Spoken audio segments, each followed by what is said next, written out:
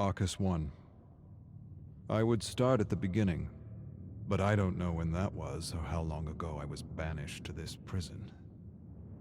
What I know is I've been observing and studying the inner workings of this entity that had once been, well, an obsession.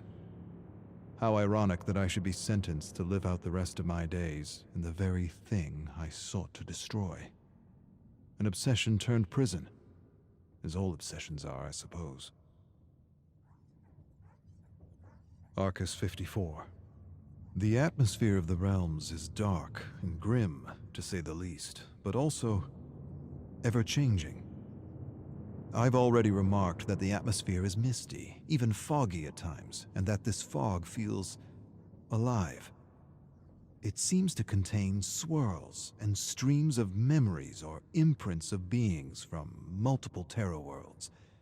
It is as if the entity absorbs all the psychic energy and thoughts of beings it snatches as it journeys through the endless cosmos. I've used the Oris to study the black fog and have come to 3 observations that will prove invaluable to finding a way home. First, the fog is rich in auric particles, leading me to believe this dimension is more conscious than it is material.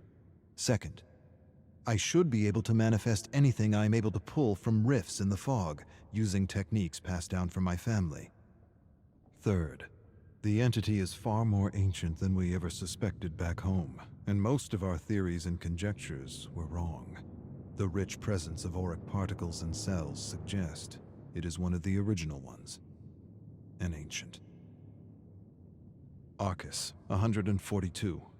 The entity is the cosmic embodiment of evil.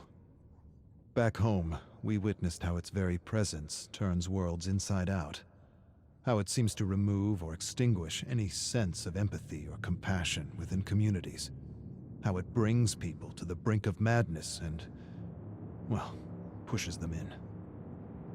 Now I understand. It does all this in order to rip victims from their lives and have them play out an endless trial of terror that it presumably needs for its own survival. And there, perhaps, lies the key to its destruction, if an ancient can be destroyed at all. End the trials. Destroy its ability to sap dark nectar from victims like a cruel parasite feeding from a flower. At least the archives affords me a better understanding of the entity, why it moves from universe to universe, picking victims off and devouring worlds as though at a cosmic buffet. What I have yet to conclude is whether it is attracted to worlds that are brimming with darkness and madness, or if it is in fact the catalyst of such darkness and madness. Arcos 557. All planes of existence are a unique mix of conscious auric particles and material particles. The entity is almost certainly pure consciousness. The observable fact of existence is the material world responds to and changes with consciousness. Collective consciousness is the key. The body, the home, the trial, all of it is an expression of the entity's unconscious need for fear and terror. The distinct observation in the specimens chosen by the entity is that they all come from worlds that have failed to understand the metaphysical relationship between their thoughts and the world they live in. This is not by chance. It is, to my mind, self-preservation. Victims who know this truth and have honed their ability to manifest could be poisonous to the entity. This leads me to believe the entity is attracted to dark worlds because darkness and chaos are clear indicators that inhabitants have failed to connect the dots between the collective consciousness and the health of their world. The conclusion, then, might be that the entity feeds off ignorance. Arcos 731. Hard to tell when one day ends and another begins. The tower and the library help me cope, but it's hard to forget the truth of my situation, even for a moment, knowing everything I have is a lie.